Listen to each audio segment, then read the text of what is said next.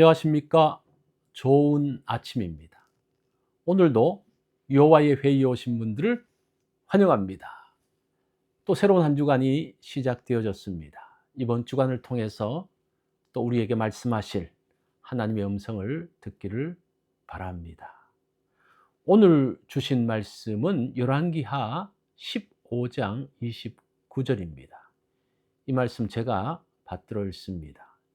이스라엘 왕 베가 때에 아수르 왕 디글랏 빌레셀이 와서 이온과 아벨벳 마아가와 야노아와 게데스와 하솔과 길르앗과 갈릴리와 납달리 온 땅을 점령하고 그 백성을 사로잡아 아수르로 옮겼더라.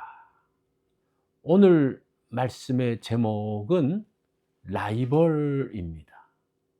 한때 김연아와 아사다마오는 동갑내기 라이벌이었습니다. 이 둘은 피겨 선수권에서 서로 우승하였습니다. 이들은 상대로 인해 많은 눈물을 흘렸습니다. 그러나 라이벌이 있었기에 모두가 계속 발전했습니다.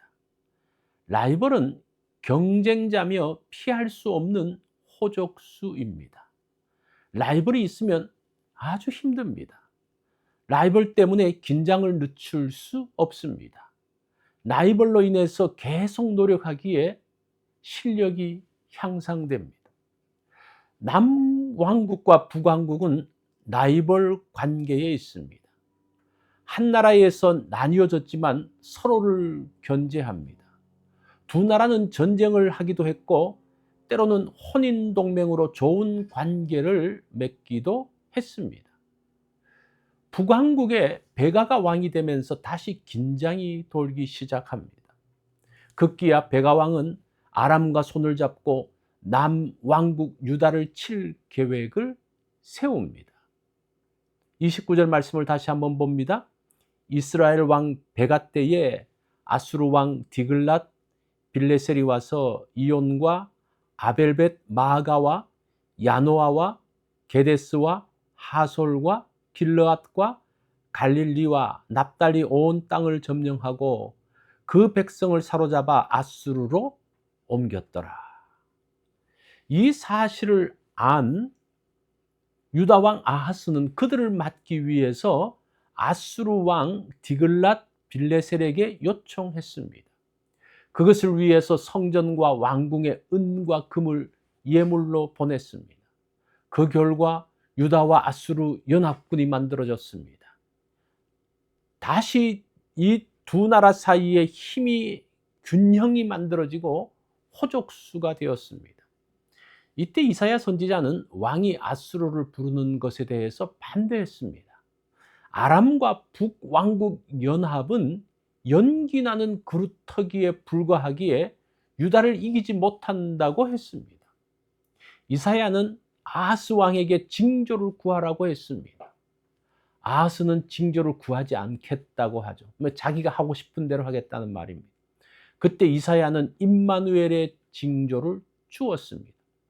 그러나 아하스는 하나님의 도우심을 거절했습니다. 이제 유다와 아수르 연합군과 아람과 이스라엘 연합군이 한치의 양보도 없는 싸움이 시작되어졌습니다. 당시 강력한 나라인 아수르를 누구도 당할 수 없었습니다. 결국 남유다와 아수르 연합군은 승리했습니다. 아하스는 하나님께서 준비하신 승리를 버리고 아수르와 함께하는 승리를 택했습니다. 이 일로 북왕국과 아람은 쇠퇴하다가 멸망되었습니다. 유다의 라이벌 북이스라엘이 사라졌습니다. 라이벌이 사라져서 속이 시원했습니다. 남유다가 잃은 기분을 온전히 즐기기도 전에 아수르는 남유다를 치러 내려왔습니다. 북왕국과 아람이 아수르에 멸망되어지면서 남유다를 막아주던 두 장벽이 일시에 사라져 버렸습니다. 이제 유다는 당시 최강인 아수르와 직접 부딪히게 되었습니다. 유다는 자신들이 감당할 수 없는 적수를 만났습니다. 만약 이사야가 제안한 하나님의 방식대로 유다가 아람과 북이스라엘 연합군과 싸웠더라면 이들 두 나라는 완전히 망하지 않을 수도 있었을 것입니다. 물론 역사에는 가정이라는 것이 없습니다. 또 북이스라엘의 멸망은 하나님의 심판이었습니다. 그러나 이사야가 재언했던 대로 아하스가 따랐다면 역사가 어떤 방향으로 흘러갔을지 알 수 없습니다. 남유다가 아수르로 인해서 받는 고통은 자신이 선택한 것입니다. 나에게 있는 라이벌, 경쟁자 때문에 힘이 듭니다. 없어졌으면 좋겠다는 생각이 들 때도 있습니다. 그러나 라이벌은 나를 파멸시키는 존재가 아니라 돕는 존재입니다. 라이벌이 있기에 내가 건강하게 서 있음을 알아야 합니다. 라이벌은 함께 가는 동무입니다. 라이벌이 무너지려고 하면 붙들어 주어야 합니다. 그래서 서로 건강하게 함께 갈 수 있어야 합니다. 나의 라이벌이 누구입니까? 그가 없어지면 결코 시원하지 않습니다. 오히려 나를 지켜주는 친구입니다. 세상 끝날까지 함께 가야 하는 친구입니다. 라이벌이 있어서 힘이 듭니다. 다르게 보면 라이벌은 함께하는 친구입니다. 나를 독려하는 친구죠. 오늘 나의 라이벌에게 감사를 표하는 날이 되기를 원합니다. 이것이 오늘 여호와의 회의에서 주신 말씀입니다. 오늘 하루를 지내면서 라이벌이 나의 소중한 친구임을 다시 한번 알아가는 그런 날이 되면 좋겠습니다.